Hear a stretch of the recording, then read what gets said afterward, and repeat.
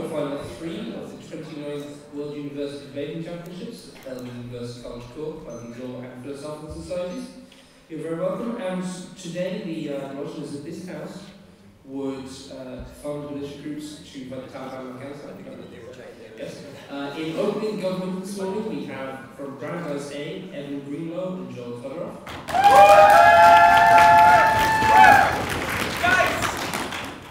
From Notingham A, in opening opposition, we have James Torrance and Tom Jackson.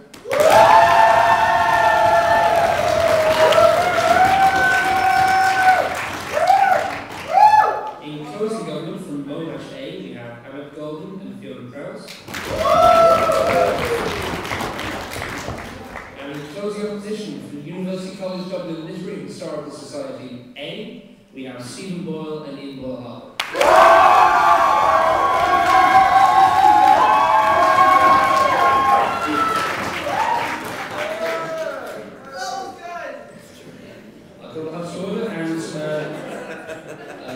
Standing orders are, as always, speeches 7 minutes in duration. I will ring a bell at 1 minute to signify the end of the first effective time. At the beginning of the last one, to signify the end of the beginning of effective time. Points of information can only be offered by the opposing side and not from the floor, and only during effective time. And to open the motion, the sounds of the name for the opening government, from Brandeis A, I'll call on Evan Greenlow.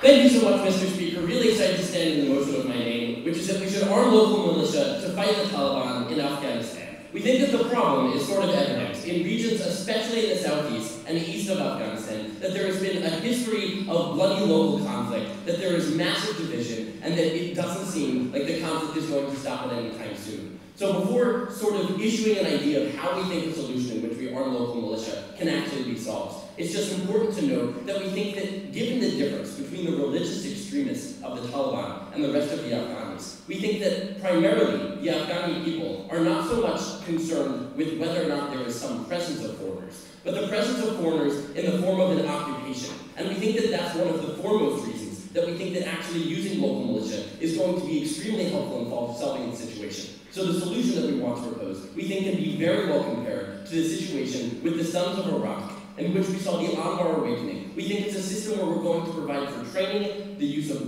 provision of weapons, and paying people in local militias to be involved in the conflict. As we've seen similarly in the scenario with Iraq, we've seen that this can work to lower deaths, to lower the violence, to increase stability. We think that providing this sort of security force, using them as a police force, and encouraging them to fight the Taliban is something that has a slew of arguments for them. The 3 that I'm going to give you here today are the history of violence, second, the idea of internal stability, and finally, the benefits of using local information. In his speech, Joel's going to get to you about how people are necessarily going to be fighting, and how it's better for the coalition to use that to their advantage, rather than allow the Taliban to use it to theirs, and how the Taliban, no thank you, are uniquely bad, and need to have this sort of action taken to stop them. So, the first thing that we want to talk about is the idea of the history of violence that is pervasive in Afghanistan. Because we'd say that the problem, Mr. Speaker, didn't start when America began its presence in Afghanistan. The problem has been there for much longer than that. We think Afghanistan has long been a broken country in which the only thing that can sustain itself is violence. It's the reason that they don't have an economy. No thank you. Because the only thing that they're capable of doing is using weapons and drugs to beat each other up. And we think that if that's the case, if there is such a history of violence, then what you need to do is take that fractured society and be able to not have it so that 100% of people are against you, no thank you, but that you can get perhaps 50% of the people on your side. I'll take you in just 1 second. It's the idea that since there are no permanent tribal divisions, that you should be able to use the people who are least bad to combat those who are most bad. Because if violence is going to be present, we think that the prevailing violence that can bring any sort of peace right now is the one that needs to be the things you favor rather than allowing the Taliban to continue their reign. Sure. Look, if we've got this sort of tribalism and sort of this fractiousness, what we really need to do is take our forces, concentrate them in an area, and make that area good to encourage others. Great. I'm glad you brought up that point of information, because, Mr. Speaker, the truth on the ground is that just making it good isn't the reality for the Afghanistan that we see today. You can't magically put roads and enforce stability in a place that's the stat war torn. Because, Mr. Speaker, given that they think that the violence and tribal conflict is so severe, at the moment that you, instead of focusing on on the people who are fighting, try and focus on the land that they're fighting on. We think they'll go back to fighting on those lands, and you won't ever be able to create the infrastructure that they want to propose. We think that if you ever want to get to a place where there is enough stability, Mr. Speaker, to make it so that you can start to take these steps, that you need to have the tides turn no thank you, so that you can have the stability to begin that.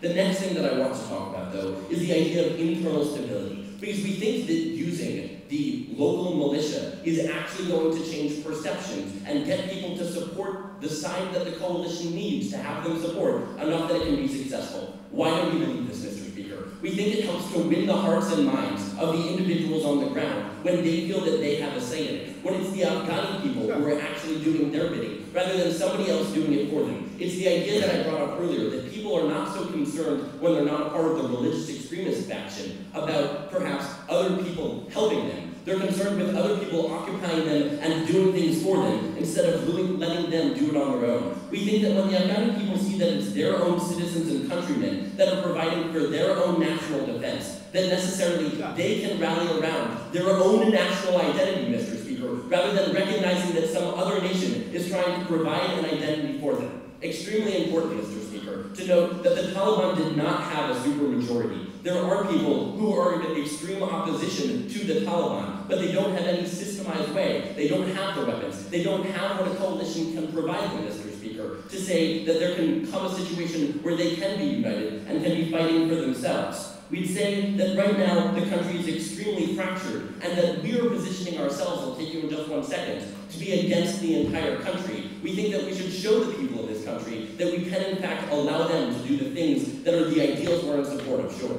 Isn't the difference from the Saudi awakening that they have the aim of stability, whereas the aims of the warlords is to suppress their people in a feudal society and to produce we think that they sell to the West? No, we think that the warlords and the divisiveness and the factions and the fighting are currently creating a situation in which it's just going to be a push back and forth. But given that the people trying to fight the Taliban don't have what's necessary, that the warlord situation is never going to change. There's constantly going to be this form of domination. We think that when you can turn the tides, when you can provide these forces so that they can achieve their goal of eliminating this warlord society, of returning it to their people, and you can allow their people to actually be the ones who do it, that then you're going to be moving toward that sort of stability in a very similar sense. The last thing that we want to talk about, though, is the idea of the benefits of using people for the local information that they can provide you. Because, Mr. Speaker, it is imperative in this sort of conflict in Afghanistan, where it's not like you can intercept phone calls because arms are being smuggled on the backs of goats, that you actually use people who are familiar with the system. We'd say that understanding smuggling routes is something that you can't do with outside intelligence, but that you certainly can do, Mr. Speaker, when the people who are trying to fight for the ideals that you support are familiar with the situation, when they speak the local dialect. We'd say that you can't just use intelligence to get people who are capable of translating, because when you're dealing with small Pashtun groups where there's communities of only 200 people, and all of a sudden you try and put in Americans and expect them not to be recognized, then you're not going to be successful. We think that by using the people who are currently a part of this conflict, that you get the advantage of being familiar with the territory about what to do, about speaking the language, and actually understanding how to resolve the issue in the way of the culture and the language where you're trying to fight. So what do we think we've brought to you today, Mr. Speaker? We think that we've shown you that given the fact that there is extreme bloody conflict in Southeast and Eastern Asia, regions of the country, that you need to be able to use local militia, because then you can end the violence, you can achieve the internal stability with the support of your own people, and you can have the appropriate information to do it. For all of these reasons, we're very proud of our fellows.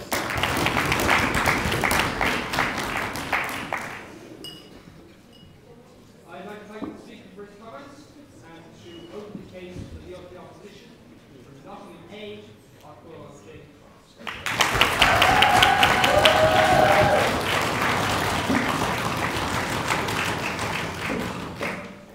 Okay, thank you very much, Mr. Chairman. Now I'm going to talk to you a little bit about control and how you establish control over these warlords and why this policy would be a really bad idea for that.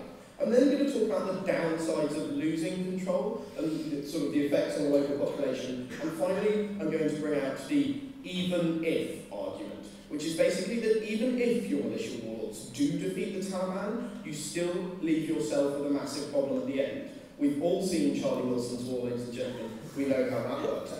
Right, firstly, let's deal with some rebuttal. we have the idea of like the presence of foreigners, and that the only reason there's violence here at the moment is because they're foreign. And we say, okay, that's a problem, but as Tom brought up in a point of information, what we really need to do is take areas where we can have control, and we can improve people's quality of life, and demonstrate to the local population that this is what happens. That's how you win hearts and minds, not sitting there and saying, oh look, he has the same skin colour as you. Isn't that a brilliant thing? Doesn't that make you happy?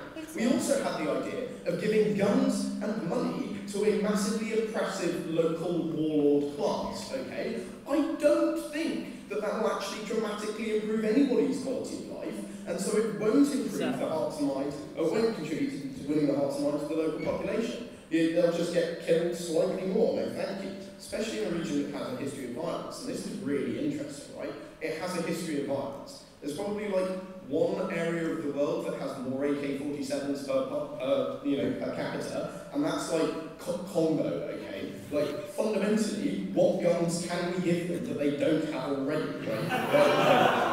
Like, pretty much the only thing that they don't have already is Apache helicopters, and firstly, you can't just give them the instruction manual and tell them to fly it, and secondly, like, the idea of like Mullah Omar driving an Apache helicopter just doesn't turn me on, frankly. Yeah, go.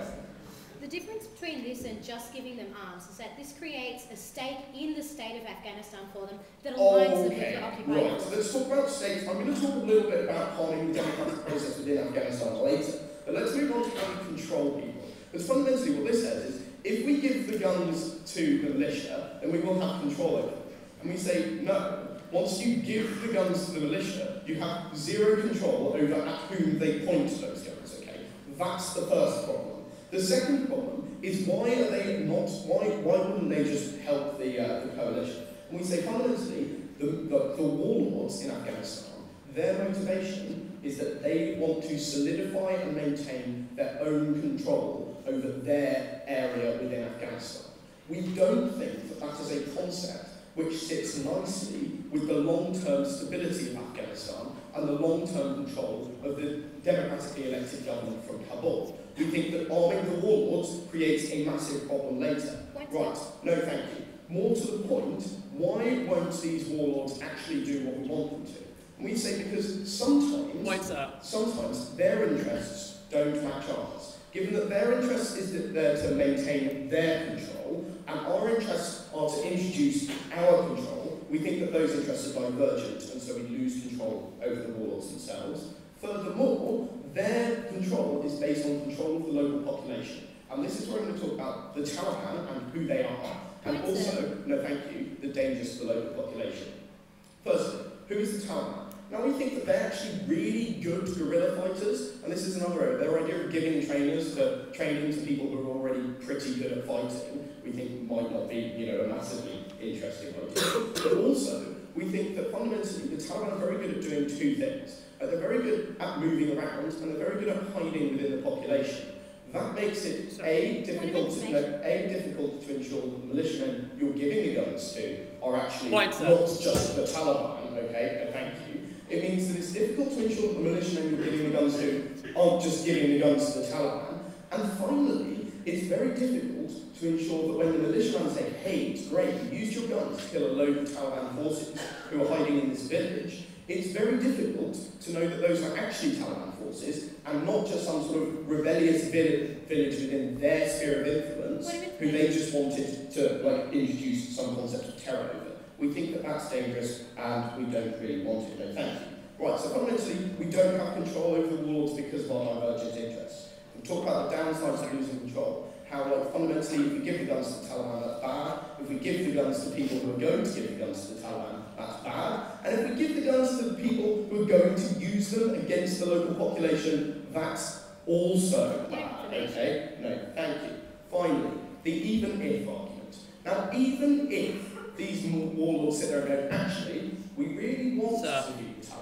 Oh, actually, wait, before I deal with this, I'm going to deal with the Sunni awakening, okay? Because fundamentally, the Sunni awakening came out of people's desire, the warlords' desire to get Muslims to stop killing Muslims, okay? That was the massive influence in their decision to help the coalition, not any sort of funding that we gave to them. That doesn't exist in Afghanistan because it's the coalition forces who are taking the brunt of the beating from the Taliban, okay? We don't think that it's an accurate analogy. Right, finally, even if this does work, like, what happens? Firstly, undermining the government in Kabul. We have a democratically elected government in Kabul, and we think that that's good. One of our aims in Kabul is to introduce the democratic process and to foster the democratic process.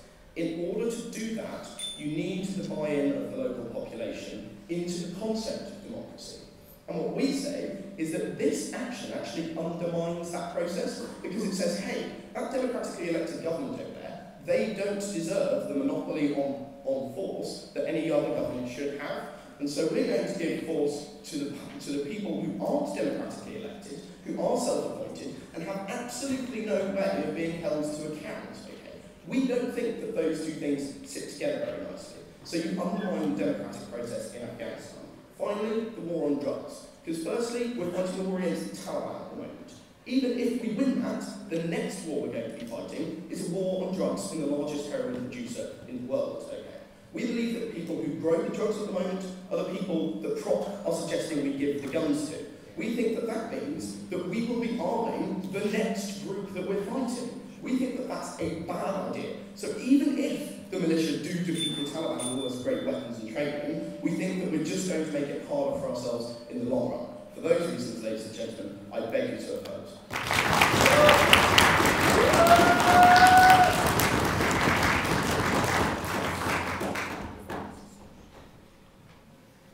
I'd like to thank the Leader of the Opposition for his comments. I'll now call upon the Deputy Prime Minister, representing Brandeis A.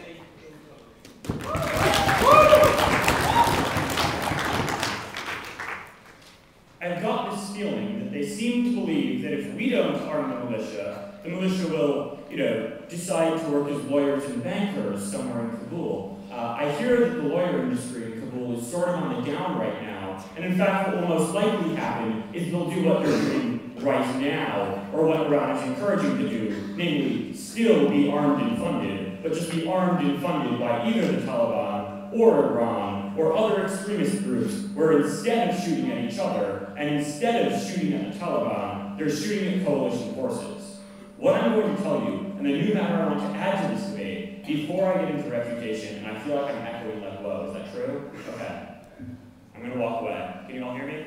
Yes. Good. Okay, so what I want to do here is I first want to look at that, I then want to refute what we've just heard, explain why we'll still have control, explain the analogies to the Anbar awakening, and show how from there we can very clearly rebuild our case. So why do we think this will happen? We think it'll happen, namely the fact that there will be violence regardless, for a few reasons. The first is where Evan started to go, when he tells you, look, there isn't a functioning economy, and what these people have learned is that the easiest way for them to make money, the easiest way for them to stay afloat, is essentially to fight. It's to continue to wage war, it's to continue to be violent. The only thing they have that they can have any functioning economy of scale in is, as he said, AK-47s. That means the propensity will always be towards violence. What do we say then? That it's not a question of, is there violence, but who is it directed towards? And while we would like a world in which there are not, bloody solutions to things, the truth of the matter is that the only solution may very well be a bloody one in this case. That what we need to do is ensure that the shots being fired are more likely being fired at the Taliban than they are at us. Will it be perfect? No, it won't, but it will never be perfect. And for all the attempts they might possibly give us at subsidizing corn, or the attempts that have been made over the last, 5+ years to fix the problems, it hasn't happened. And what I would bring to you is the resurgence of violence in the last 2 years. That all the attempts are complete and utter failures. That it's all proving itself hollow, and that what's re-emerging now in Afghanistan is the violence, and the violence that is, by and large, directed against the coalition. What they see and what they view us as is oppressors and occupiers. They don't like that there's an American flag sitting at a checkpoint. They'd rather see a different flag. They'd rather see their own. Is it ideal? Of course it's not ideal, but the country hasn't been ideal for hundreds of years. it's certainly better, and I don't think it's fair to say that just because it's not perfect, it's not good. You can't make the good the enemy of the perfect. This is the most viable solution we have in a war-torn country. Go. Sir, you said these groups are tribal with local knowledge. Do you not think their local knowledge is that they hate the other tribes in their region? That's exactly where I started. We agree that in the past they fought each other. What we tell you, and what is empirically true, is that the history of these tribes is such that the alliances have constantly changed. They have no permanent alliances and no permanent enemies. They have constantly been fighting each other. That's what history tells us, and if there be any truth to that, they will continue to do so and are willing to do so. That's why they're currently being bought off and are willing to fight against others when they're paid for by Iran, a country they historically fought against. That's why they were willing to fight against the Taliban before even when the Taliban armed them. The truth of the matter is, historically, they've been willing to fight, and there's no reason to believe they wouldn't be willing to do it this time. In fact, we know they've been willing to do it this time, in that we've started these things on local levels. The cleanest and most obvious example of this has been the CIA funding of some tribes in the northwestern provinces, though in this case, instead of having an awakening movement, they were actually getting tribal sheikhs Viagra, and it was working very successfully to get the sheikhs under American control. That's sort of like a side note. Anyway, moving on.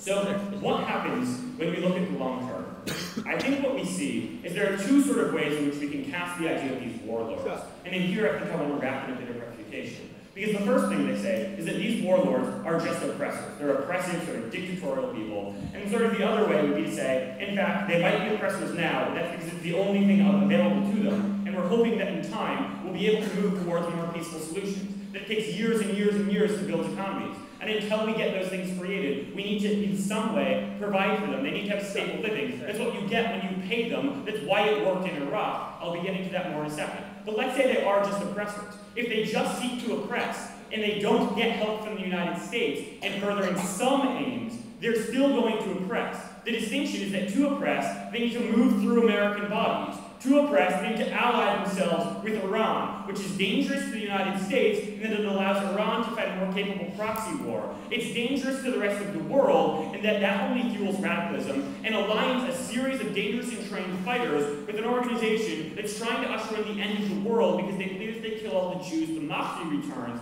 This is probably not the type of alliance we'd like to further. On the other hand, we have more control, we have some semblance of control when we're actually the ones introducing the weapons. Why is that? Because we have some ability to cut them off. We can't cut them off if they go to Iran. We can't cut them off if they move away from us. We only have oversight. We only know the names when we're saying, where do you want us to send the weapons? If we know where they want us to send the weapons, we know where at least where one weapons cache is, and it's probably a pretty big one. We have some semblance of oversight there. What we hear is, well, how are you going to arm them? They've all got AKs. That's the point. They're all equally matched now. Giving them anything of a higher caliber or higher grade, anything with a longer range, anything that provides a comparative advantage. It doesn't even have to be very good. It doesn't have to be as good as us. It just has to be slightly better than the weapons that were created quite literally in the 50s. I think we're probably capable of doing that more than 5 decades later. What we hear after that is that, there's just going to be this lack of control.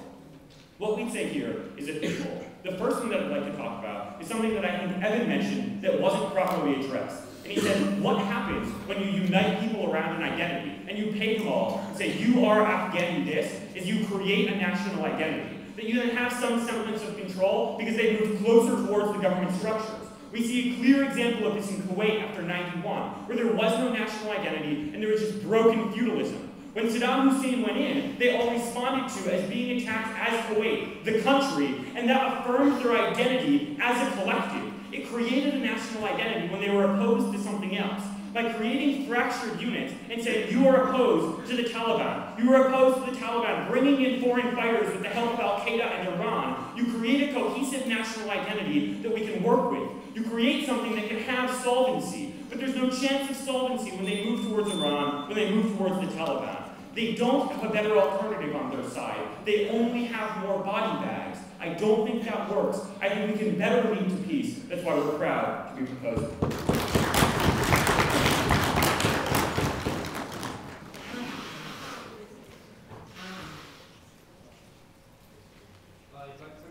For his speech, continue the case for Notingham A. Deputy Leader of the Opposition, Tom Jackson.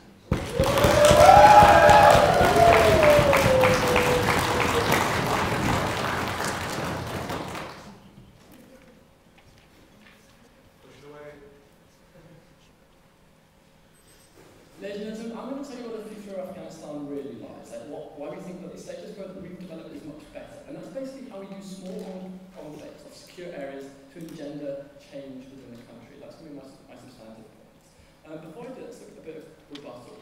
Because on the one hand, we've got this idea coming out of prop that the warlords are really fluffy and nice, and that they really do want a better life for the individuals that they're in. We just need to go around with loads of AK-47. Well, if that is the case, then we think they already would have joined our side, because we think that they can, we can have our collective force together, like have a much larger market force, we can protect them. We think that they haven't come forward and done that, and we're having to pay them off, suggests they're probably not as nice and fluffy as First Prop wants to believe.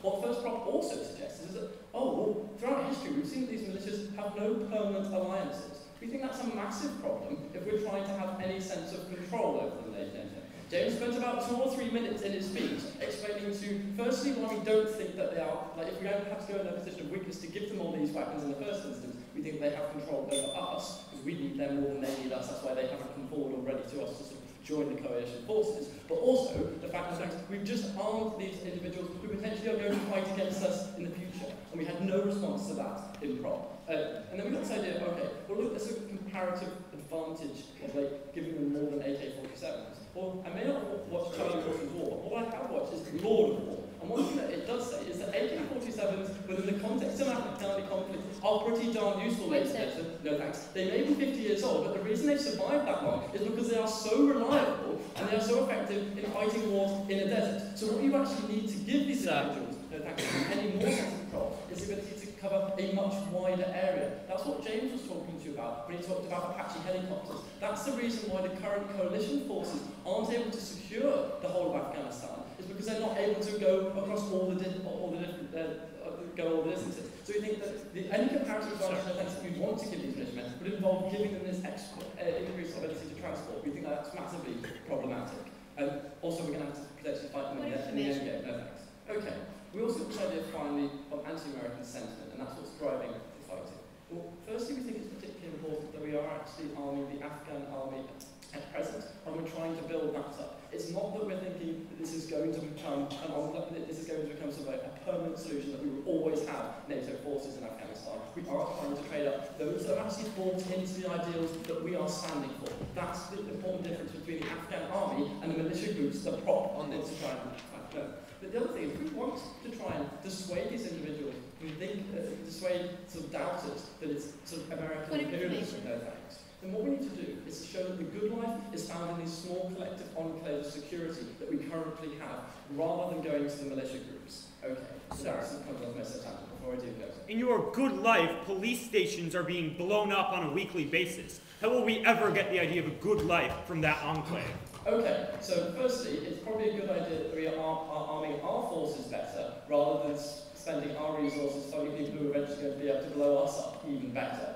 They're going to be even more effective in blowing up these police forces. We don't see whether there's any necessarily vested interest in these militias, not just a term. You still haven't shown us that. We'd like to know why closing things, but they're not going to show us. No thanks. But let's sort of look at how we have small enclaves of security, because what we do need in Afghanistan is to resolve all this fractures.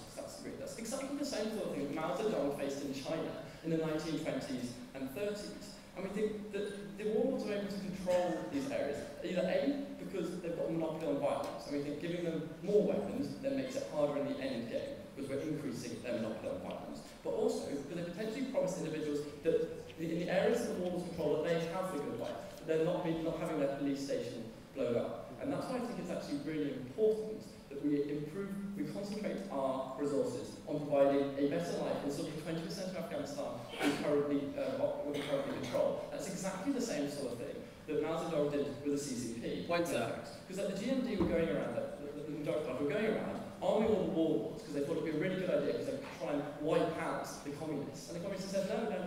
What we're going to do is we're going to concentrate our resources on changing the hearts and minds in the sort of 20% that you control, and then, here's the great thing, individuals moved away from the warlord-driven areas into these communist enclaves. No thanks. We think that's really important. Firstly, for engendering a sort of sense of national identity, something that you can be proud of, that individuals are buying into, rather than just having an imperialist attitude.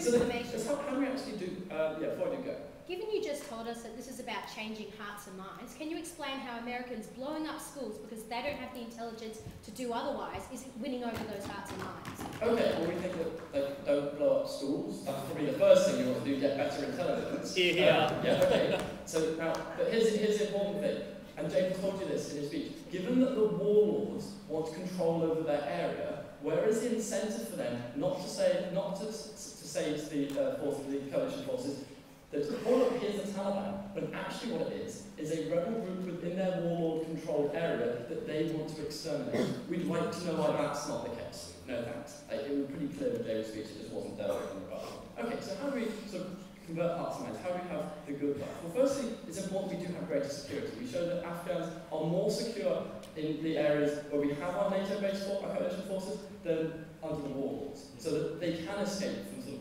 warlord tyranny and come in sort of the light, if you will. And we think that's best done by concentrating what little resources we do in sort of the 20% that we of the country we have, rather than spending more money elsewhere, where we're not actually providing them the type of security and the type of environment we want. And also the idea of improving infrastructure and actually be able to build up their presence which people can start to buy into.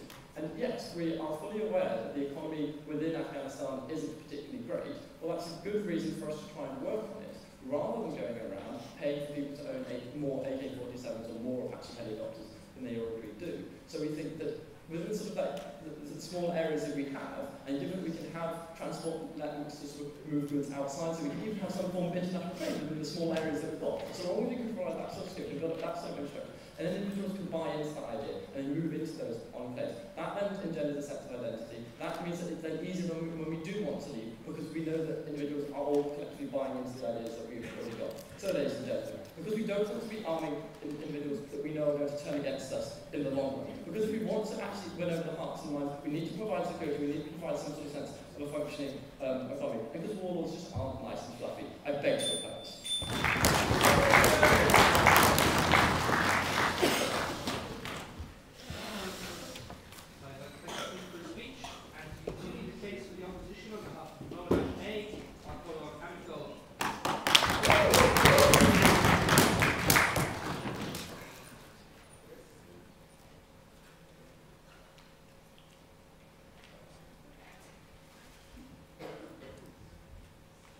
Mr. Speaker, members of this House, I just want to clarify to everyone the status quo. Afghanistan is getting worse. It's not staying put, it's not getting better, it's getting worse. The Taliban is increasing its control every day and is moving closer and closer to taking major cities in Afghanistan. Why is that bad? Because the last time the Taliban had major control of cities in Afghanistan, Al-Qaeda was born as a massive global threat. They had a base and they used it to start wreaking havoc on everyone. That is the bad outcome, and we need to avoid that. Apologies if I'm being simplistic, but I felt that needed to be said. We cannot allow the Taliban to win. We need to do something to stop them. What we're going to look at in our extension of closing government is the long-term stability of Afghanistan, and why we think that the only possible solution in the long term is to have a strong Afghanistani state, and how we actually think this policy will strengthen the central Afghanistani state in a way that right now it is consistently being challenged by the Taliban. But before I get to that, I have one thing that I want to deal with in rebuttal, and that is this question of, can we control the warlords, or are they just going to take our guns and do with them what they will? Well, we think on the closing government that we don't actually have to control the warlords, we just have to understand their interests and use those interests to further our own interests. This is exactly what happened in Iraq, Mr. Speaker, members of this House, where we used the awakening movements, where we used the fact that Sunnis did not support the presence of Al-Qaeda in their country against those external forces, the same way that we can do so in Afghanistan. No, thank you. What we've heard from the other side is that they will use the weapons that we give them against their enemies, and we think that's true. We think the #1 enemy of any militia warlord is the Taliban right now. And I'll tell you why. Because unlike other warlords and unlike other tribes where you can have a peace deal with them, where you can have your little fiefdom and they can have theirs, the Taliban is expansionist. The Taliban takes everything. They don't have tribal allegiances. And that's why warlords fear them more than they fear other warlords. Because they can talk to them, because they have in the past. But the Taliban wants Afghanistan, because that's what they had last time. That's why the warlords, their number one priority will be to get rid of the Taliban, and we're capitalising on that, because you can't negotiate with the Taliban the same way you can negotiate with an equal person in a different suburb. No thank you. We have to use the natural desire of these warlords to have power and influence in our favour. How? Firstly, that desire will get them to come to us for weapons, and once we provide them with weapons, we have a link to those groups. No thank you. And then we can use their desire for power in the long term. How? By including them in government, Mr. Speaker. That's the only way that any country that has fractured insurgents or warlords has ever managed to gain stability. By including people who think they have power and think they have a claim in their governments, in the ruling party. And we think that this is an important first step in doing that. No thank you. So we think we have to use the natural interests of these warlords to fight the Taliban, then to include them in the government. And I'm going to show you how now. No thank you in our extension. My first point, how is this developing a positive relationship of trust with the Afghanistani state? The key benefit of our model, Mr. Speaker, is that we are adding an interaction between militia warlords and the state that at the moment is utterly absent. No thank you. These are groups that are operating right now completely independently. They are operating autonomously and have no connection with Hamid Karzai's government. We think that when you have something that the militias want, they will come to you. Why? Because it will give them something that their rivals don't have: clout, authority, and power. And when we have something that they want, we have influence over those very warlords.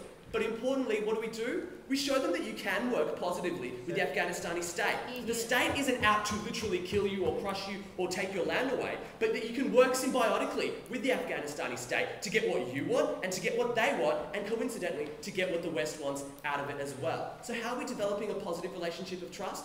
Firstly, by creating a relationship, and secondly, by showing them that they get something out of it if they stick with the government. And we think that's a very big benefit. Don't you agree, closing? How exactly did the Taliban provide their weapons in the first place? Yeah, we think the Taliban have been getting their weapons through Pakistan and through Russia. We think that the proof of that is the fact they're using Kalashnikovs. It's in the name.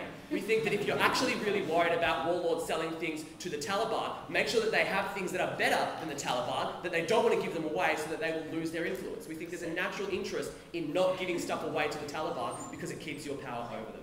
My second point, how are we reconfiguring individuals' allegiance to the state? And this applies to warlords, but also it applies just to individuals on the ground, people who live in Afghanistan. And I'm told there are just some normal people living in Afghanistan who are neither Taliban nor warlords, even though we haven't really talked about them. We think that right now, if you're in Afghanistan, and if you want power, weapon security, or authority, or even if you just want individual security to feel like you're going to be safe tomorrow, where do you go right now? We think that right now, the Taliban is able to project the idea, particularly to civilians, that they are a source of security away from invading forces and away from the militia. We think that when the Taliban projects itself as able to provide security, it recruits people. We think that's the worst possible thing you can do. No, thank you. Our model uses the militia as agents of the state to become an alternative source of security to individuals on the ground. That's how you empower the central state in Afghanistan, no thank you, by linking it to the security of people on the ground. When people believe that when Hamid Karzai says he will protect you, he can do things that will protect you, they are more likely to support and believe in that central state.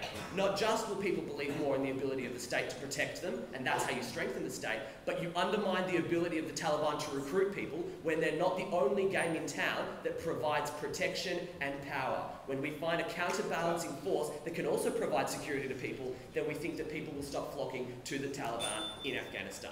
My final point, practically, this model will hurt the Taliban more than what we've been doing so far for two reasons. Firstly, because this is an efficient use of resources that just using foreign troops is not. Why? Because physically, you have to pay lots of Americans and Brits and Italians and Indians to be on the ground in Afghanistan. And right now, when we're suffering troop shortages and we're suffering from logistical shortages in the army, we think that if we can get more bang for our buck by giving guns to people who don't have to be paid because it's in their interest to fight the Taliban already, that's a much more efficient use of resources when the US Army is already spread so heavily around the world. The final point is because, as we said in the point of information, you get much better intelligence when you work with locals. We think that in particular, if you're worried about the Taliban sheltering in local communities, then why not empower those local communities to shoot the people that are the Taliban?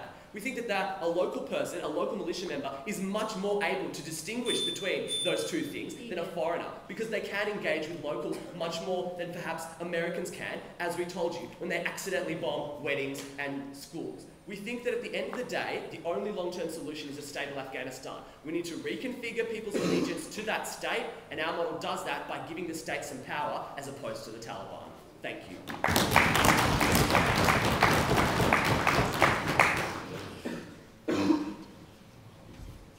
I'd like to thank the speaker for his speech and to open the case for the L&H. I've gone on to see the board.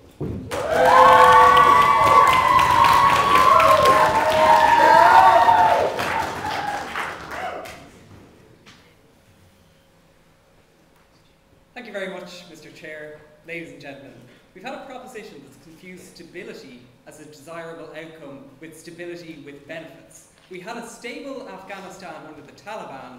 That does not mean it was a good Afghanistan under the Taliban. If stability is derived from oppression, drugs, and killing other members of that country, that's not a stability we should be a part of, and that's the stability they want to give us on their side of the house. I'm going to look at some rebuttal, then I'm going to look at Western aims, I'm going to look at the warlords' aims and the regional aims, and then lastly I'm going to look at human rights and long-term government. Firstly, their idea that we will create peace as a result of this.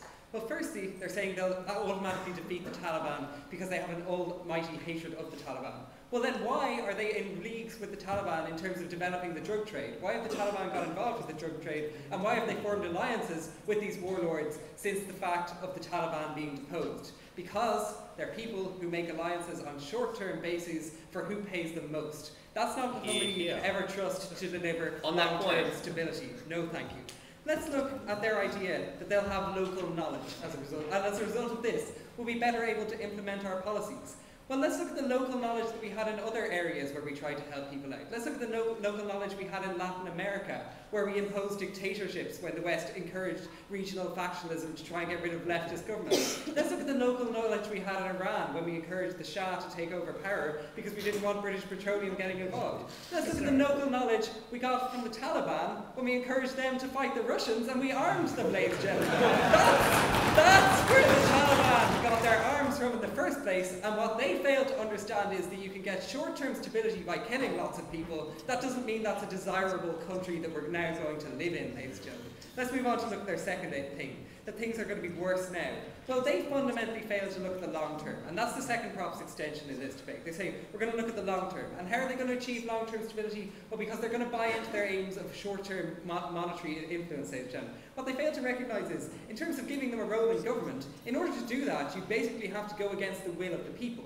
Nobody is ever going to vote for a warlord or a militia as their ruling government because they see them as oppressing them as they do on a day-to-day basis. So in order to give them the only thing that they said would cause a long-term stability in the country, you have to give up on the West's aims in terms of fostering a more stable democratic country in the long run. So their aims conflate in terms of saying the way they're going to achieve long-term stability is actually a way that they want to eradicate at the moment. Lastly is this idea, no thank you, that we're basically going to get people to believe in the central state as a result of this.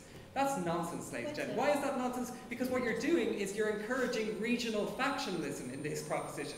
You don't encourage people to believe in a central state by giving power to regional feudal lords. What you do is you encourage that regionalism and you encourage those people to fight the other people in their region and to use their power once they've got the most they can out of the West to cement that power base within that state. And that's the likely outcome of this policy.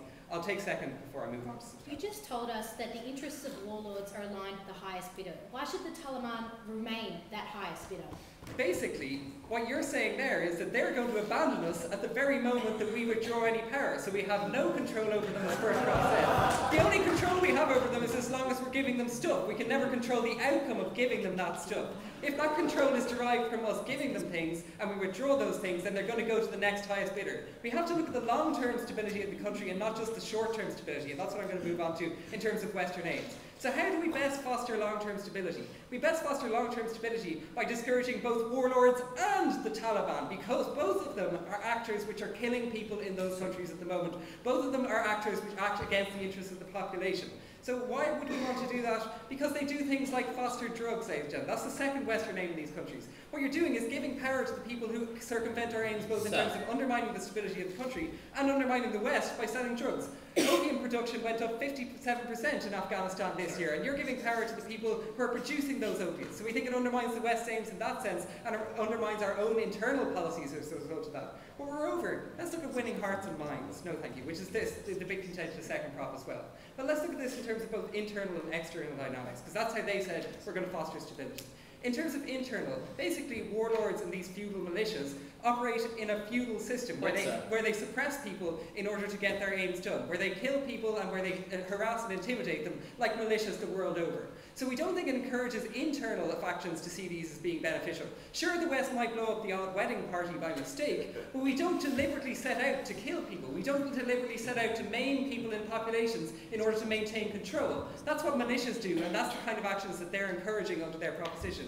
Let's look at the external dynamics in terms of encouraging stability in the region. But the analogy I want to draw here is with the Northern Alliance in Iraq, ladies and gentlemen. What happened as a result of using the Northern Alliance in terms of encouraging them and their local and regional knowledge? What they did was they enacted their own hatred of other groups within that country and basically enacted revenge on those groups. What they're giving you is regional power struggles where these people have an incentive to go out and kill their neighbour that they've always disliked, but they now have a bigger gun with which to do it. We don't think that encourages regional stability or internal stability.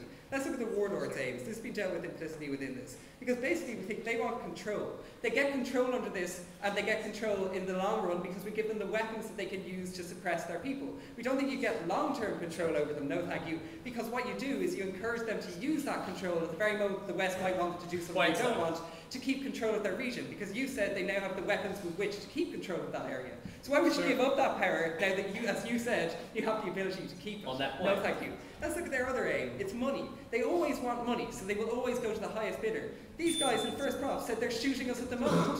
What's to say they're not going to shoot us in the future when they decide that they no longer like us? That's exactly what the Taliban did. It's no good saying we're going to achieve stability, but not looking at the end result of that stability, which is going to be making things worse, or at the very best, making things the same with different actors. That's not an outcome that we want to achieve. So lastly, let's look at human rights and long-term government. What are the end results of implementing a policy like this really likely to be? You're going to have feudal warlords who have an incentive to kill and maim people in order to keep their power control. You have a power control structure that doesn't answer to army codes of practice, that doesn't answer to Western aims, and that answers to their own imperative to keep control and power and to make the most money. That's not a power structure we want, because it's a power structure that's abusive both in terms of human rights in the long run, which we think is bad, and they've implicitly accepted it, and which is also bad in terms of long-term governance. Because at the very point that you try and get them into the government but you don't give them the deal they want, they have an incentive and the weaponry in order to maintain their power base in that region. Let's look at this from the fundamentals. You can only achieve stability under this proposition with a stable society that's just as bad as the one that we have at the moment. That's a good enough reason to oppose this motion. Thank you.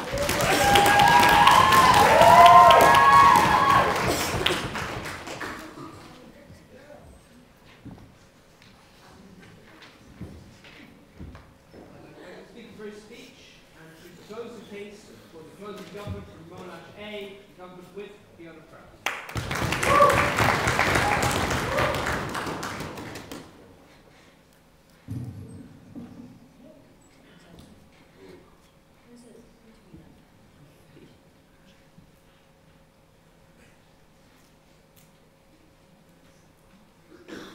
Ladies and gentlemen, nothing like having a raucous crowd on your side in a UK debate, partly American as well. But what we think is ultimately happened in today's debate is a very simplistic interpretation of what's happening in Afghanistan. Amit spent a long time in his speech explaining to you how we can't just do it all like the opposition bench has hoped we can in this current situation, because there's no end point to what we've heard proposed here. We don't think that occupying forces have the capacity to incur the stability that they've asserted they will in this situation. We don't think that they have the on-the-ground intelligence that all sides have acknowledged is integral to making changes in Afghanistan. Because the reality at the moment is that the militia is undermining the state, ladies and gentlemen. The militia is sometimes involved with the Taliban, and that something needs to change there. And at no stage in the opposition's case have we heard any explanation as to how that will change. So let's look at three things at the end of the at the end of the government bench. Firstly, I want to look at the practical stability and how we best deliver that. Secondly, I want to look at this concept of Taliban recruitment that we brought to you and the relationship with state solidarity. And very finally, I want to look at the extension that we heard, which was about human rights and long-term government. So firstly, on to political stability. Let's make this very clear. Fighting is occurring more and it's intensifying with every day. That fact has been conveniently ignored by the opposition bench in today's debate. So firstly, on the point of control, what we heard from the opening primarily is that the interests of the Taliban, the interests of the warlords and the occupying forces aren't aligned. We'd firstly say that that's a blanket assertion. There are shades of grey in this debate, ladies and gentlemen. We've had a characterisation of warlords and militia as only being power-hungry thieves that want to retain power at all costs that hurt their local populations. We don't think that's true. What we secondly told you is that the way that you change the fact that their interests mightn't always be aligned is that you give them a common enemy and you show that you have faith and trust in their involvement in the political system, which they have never had, especially when we supported the Taliban fighting against these types of people in the early 80s. We think that the difference between the Taliban and warlords is that the Taliban is expansionist and violent, and they don't care who they kill in these types of situations. We didn't hear a response to what Amit told you about that point, because we think that that does mean that their interests are closer aligned than the opposition bench might have assumed here. We'd say ultimately what you need is an important and powerful Afghani government that currently can't do it on their own, just like the Iraqi forces couldn't just train out more policemen, ladies and gentlemen. We did actively recruit Sunni militia so that they could become the police force in Iraq. We think that that's a particularly pertinent example here. So ultimately, we think the interests are more closely aligned than they've asserted. But more importantly, the way that you make them more closely aligned is to give them a stake in the government. But in terms of effectiveness, what we heard first is that the Taliban can move around and they can hide. What magical powers this Taliban has in Afghanistan, ladies and gentlemen. We firstly think maybe we should ask them whether they are part of the militia and have some type of accreditation process in this situation, ladies and gentlemen. We also think, though, that the Taliban are already hiding and moving around now and embedding themselves in local populations. And the only way that you know that that is the case is to get on-the-ground knowledge and expertise that we're not getting now. Partly because the Taliban has a strong amount of political capital with average Afghanis on the ground, partly because the militia actively fights against occupying forces because we don't involve them in the processes at all. The only way you get the intelligence that the opposition and the government wanted in today's debate is to involve them in the process. Because we say it is a matter of perception, and you can't just assert that, well, we didn't intend to kill all those people at the wedding, so they can't really be angry at us that much at the end of the day. Because we think that there's been an inconsistent approach from the opposition. On one hand, we've heard that Afghanistan is diverse and the most mountainous place in the world, and we need to cover really large areas, but at the same time their policy is to target concentrated areas with troops that we think are magically going to appear from countries like Australia, which are pretty average as it is, ladies and gentlemen. So we think that in terms of political stability, in terms of practical stability, the best way you get that is to create a stake in the state, as we told you. On to Taliban recruitment. Because what we'd say at the moment is that there's been a resentment of occupying troops, especially because of collateral damage, and they poo-pooed that when I asked that in a point of information. They've said, well, we didn't actually intend to hurt people here, so don't worry about it, guys. We don't think that's really the perception or the feelings that people have on the ground when their wedding or their bride-to-be has been blown up, ladies and gentlemen. They don't care in these types of situations because they view it as negligent and reckless. And the way that you change that is to get the type of intelligence that I told you before. But what we've heard from the opposition is to cross the fingers and hope that things will get better. We'll just encourage people on the ground to fight that little bit harder. Like we haven't been trying that already, ladies and gentlemen, since we invaded Afghanistan. We'd say that their policy is just a continuation of the status quo, which is currently failing. Before I move on, I'll take anyone that wants to ask. Okay.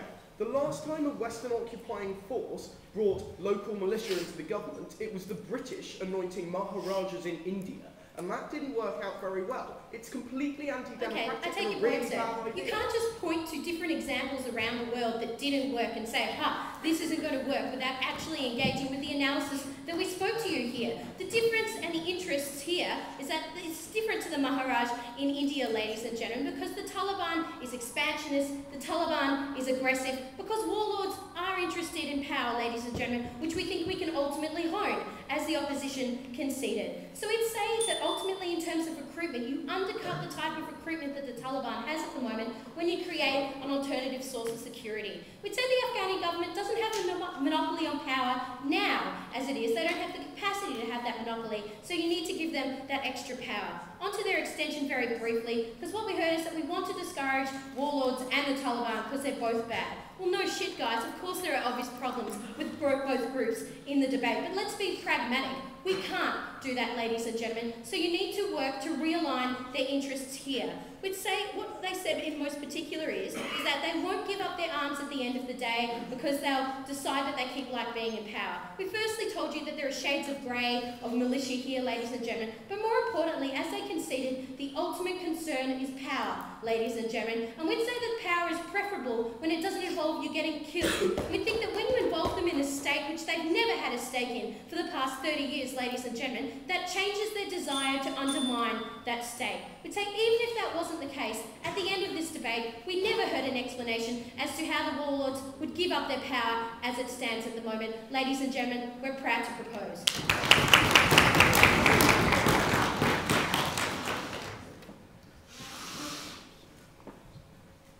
I'd like to take the speaker for a speech as we close the debate. The opposition whip, UCD L&H's in Royal Hub.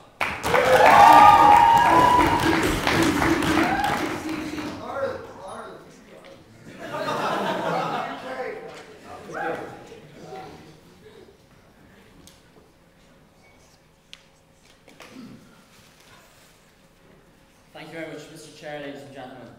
In looking at this debate, I'm going to have a look at three things. I'm going to have a look, basically, at the aims, our aims, and how exactly their proposition fails to meet any of the aims that we set forward. Because realistically, that's what our extension was. It was a proper look at the long-term analysis that we didn't really get from the summation speaker there, kind of dropped her own extension. Because basically the only analysis they gave us about the long-term thing was, well, should the warlords will be in government, and that would be great, ladies and gentlemen. Firstly, we'll point you to the fact that Stephen talked about the idea that, well, people don't really want to vote for feudal oppressors, so that could be a bit of a problem there. And secondly, why would the warlords decide to give up their regional solidified power base for a consensus-based national one where they only have a fraction of the power and they don't get to actually control their region, ladies and gentlemen? They have no incentive to do this. That's just wrong. What we would say here is, ladies and gentlemen, there are three areas I want to look at.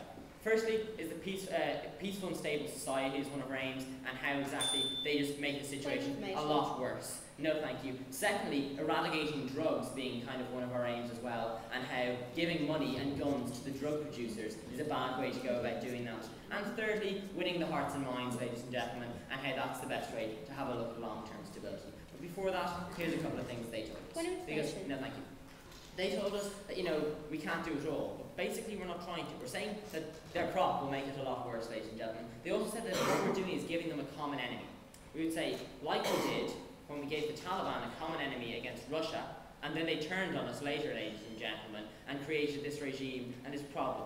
All you're doing is putting this problem on the long finger. You're not actually making any kind of substantive inroads, and we don't think that's useful.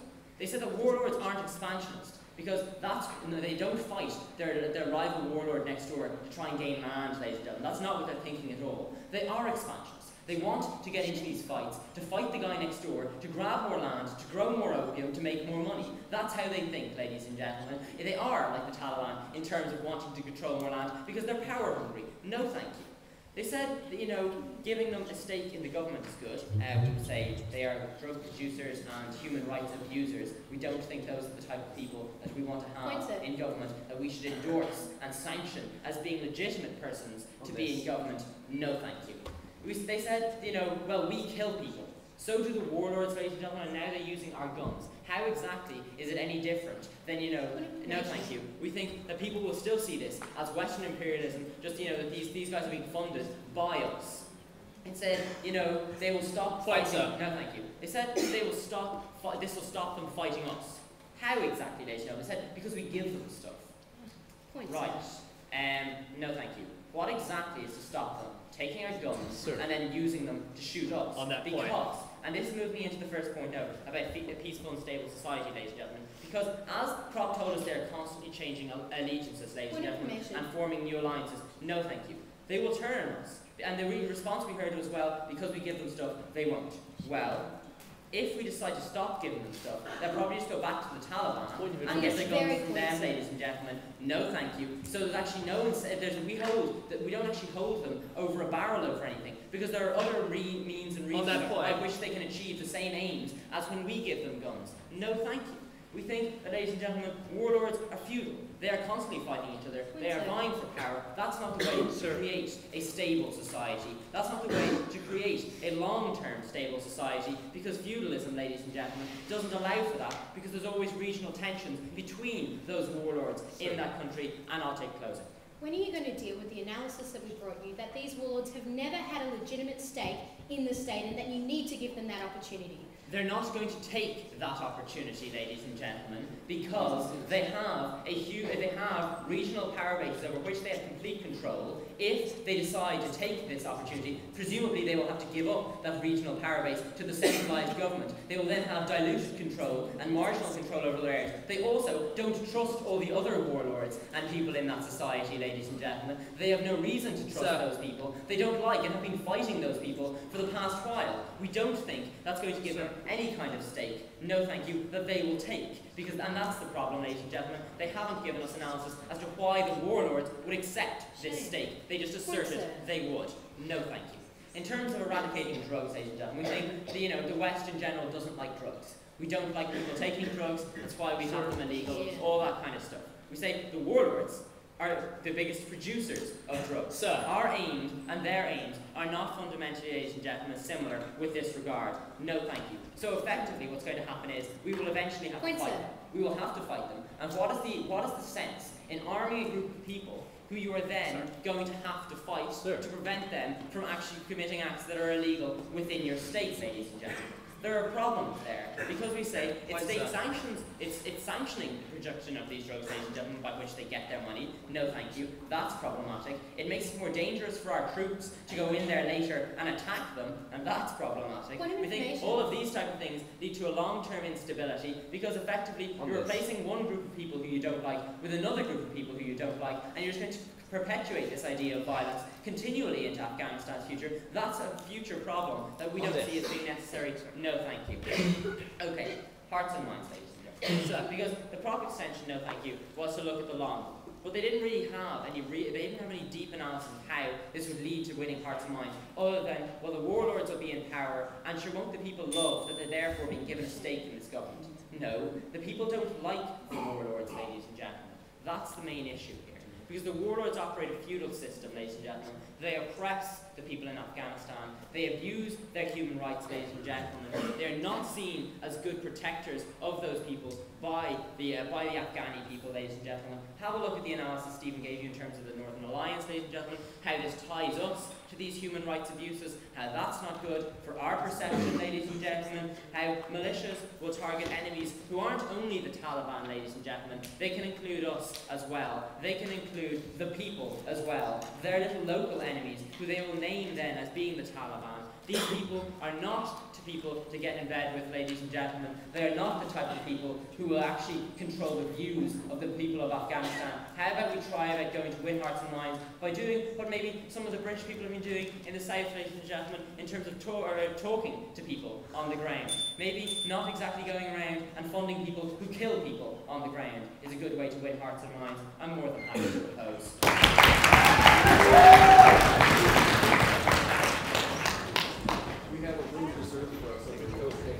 Can I have everyone's attention before you leave the room, please? Guys, there's a slight problem at lunch today. The van delivering it has broken down halfway up the country. So there's a little delay. We'll be now serving lunch at 1 o'clock, so we'd ask if you could stay in the blue basement until about 1 o'clock and do not go to the rest.